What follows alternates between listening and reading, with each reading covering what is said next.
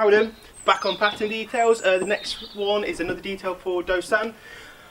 This pattern's going to have quite a few details in it, just because it is a step up in kind of detail and intricacy compared to Chonji and Tangun, which is kind of how it should work if you're going up the patterns. But it means that I'm pretty much going to isolate most of the key components of this pattern. It's only a couple of punches and stuff that I'm not.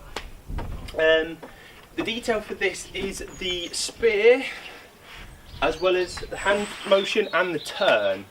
Okay, that is quite a complex little section for people just learning this. So I want to go over it like in very, very specific details. Again, similar to the beginning, 4 techniques with 2 stances. Okay, this essentially has 1, 2, 3, 4 components for 2 pieces of footwork. Okay, so again, it's that level of intricacy that I want to cover. Okay, a lot of bees buzzing around my head at the minute. Right, this is how it goes. Okay, once you've done the beginning bit, you come forward into your knife block, which you hopefully should know. Okay, in a back stance, and then you step forwards into your front stance, into your supported spear. Okay, my left hand is my support, my right hand is over the top. This is not dissimilar from where I would do a chest punch. Okay, bam. Right foot in front, right hand is my spear. Easy peasy. That bit's easy peasy in my front stance. Okay, the next bit, in particular the footwork in a second, is quite key to the turn for the spin. Okay, so we'll do the hand bits first. Okay, into your spear, this spear comes up and flat so that my palm faces me. It then comes down, it rotates, so it is palm facing out. Okay, if I show this from the side, so imagine I'm in my knife, I step into my spear here, okay, it goes, palm is facing away from you guys, it's my right hand, but my palm is facing to my left.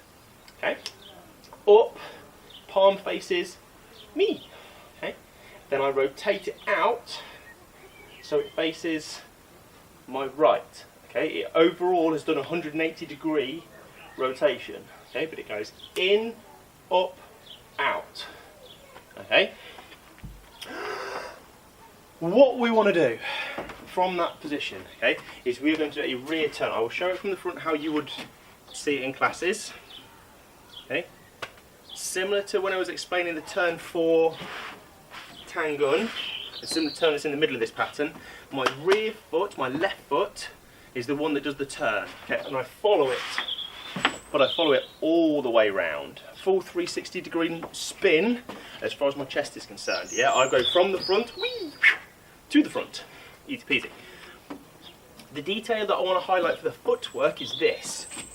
You have to imagine in your head, okay, that when you come around into your next technique for that spin, you would land in the same position as if you had taken a normal step, or a normal front stance, should I say. Okay, so if I did this, it's a very strange concept, but if I did it without the spin, it would look 1, 2, 3, and I'd be here if I take the spin out. Okay, if I am here and go 1, 2, 3 with the spin, which is what is in the pattern, I should end up the same.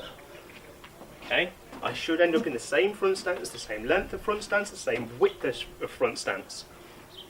Okay, the spin does not alter how my stances work, it just changes the way I get there. Okay, so what we end up with a lot of is people coming from this spear, doing this bit right, then putting their foot down too soon, and they're trying to do a back fist and stretching over their stance because it's too narrow, or it's offline, their feet are wrong, or they're tight roping it.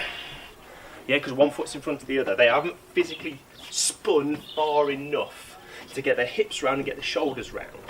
Okay, so that's the details for this, and I know that's a lot.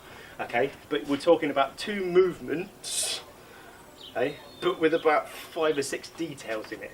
Okay, so you go into your spear, up and flat, down and out, rotate out, rear foot, big turn, into that back fist. But I turn into my front stance, correct width, correct length, Okay, and that back fist is side of the head. Notice, soft elbow. I'm not straightening it. Okay, imagine how we do downward block. Yeah, you got that little soft bend in the elbow. It's that, but higher in a back fist shape. That's where it stops. Okay, and it is, back of my hand is my centre line. I'm trying to line this up with the camera at the minute, so I'm kind of guessing. Okay, but the back of my hand, where I'm connecting with opponent, in theory, yeah, is centre line. Buff. Okay, I am not swinging it wide, and I am not straightening it so it's level with my shoulder. It's too much. It's here. Okay. I do it one more time, normal kata speed. Imagine I'm coming from a knife block, so it comes in. Okay, and I end up in a nice, neat front stance here. Okay, that's what I'm aiming for. Okay, but I'm not spinning all the way out, and I'm not spinning shallow. Okay, just to correct on my next step, I want to come round and neatly buff in that back fist. Really, really neatly. Okay, other than that, that's about it. I know it's a complex section. Keep up, well done, keep training. And of course, stay safe.